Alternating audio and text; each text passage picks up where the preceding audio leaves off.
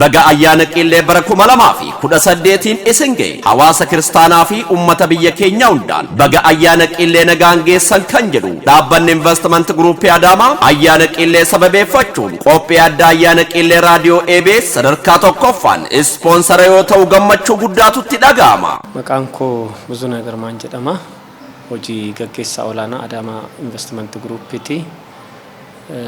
Ummata keenya ummata biyya keenya kiristaanota hundumaanuu baga ayyaana qillee 2018 baga nagaasniin ga'e jecha dhaabbanni keenya Adaamaa investment group-in erga hundaa'ee waggaa tokkoof walakkaa ta'ee jira.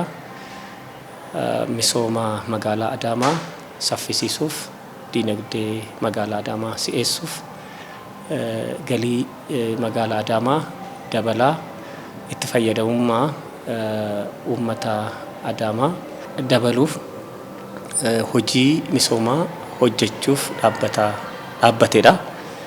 Erga dhaabbanni kuni dhaabbatee yeroo gabaabaa ta'us hojii misoomaa hojii diinagdee magaalaa Adaamaa si'eessu hojii baay'ee hojjetee jira.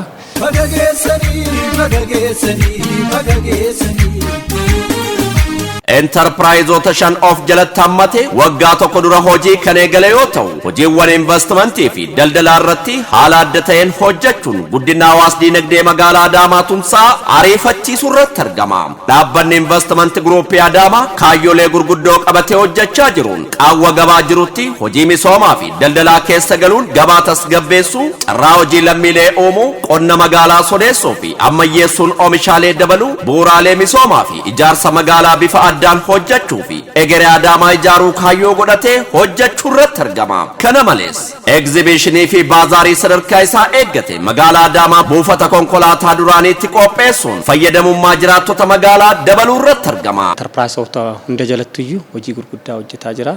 Enterprise tajaajila qindaa'aa jalatti adda kan godhu giddugala gabaa misoomsuudha, gabaadhaaf oolchuudha. Isaan wal qabatee agarsiisa gabaatii fi baazaarii guddaa ayyaana qillee baranaa waliin wal qabatee qopheessee haala gaariidhaan ifoomee jira. Meeshaalee adda addaa, oomishaalee adda addaa as keessatti galee jira. Hawaasni keenya akka galii irraa fayyadamu. Aga dabalataan daldaltanii irraa buufachuu kan dandeessan akkasuma biiroo fayyadamuu kan dandeessan kutaaleen kireeffaman iddoo daldalaa mijatutti isin qopheessinee isin eegurratti argamna. Koottaa kireeffadhaa bu'aa irraa buufadhaan dhaamsa kenna. Agarsiisni kuni haga muddee 28 kan turudha.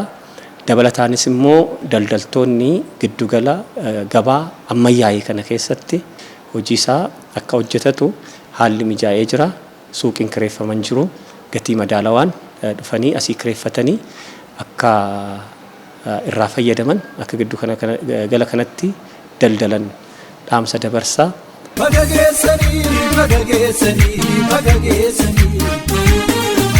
Ayyaana gaarii.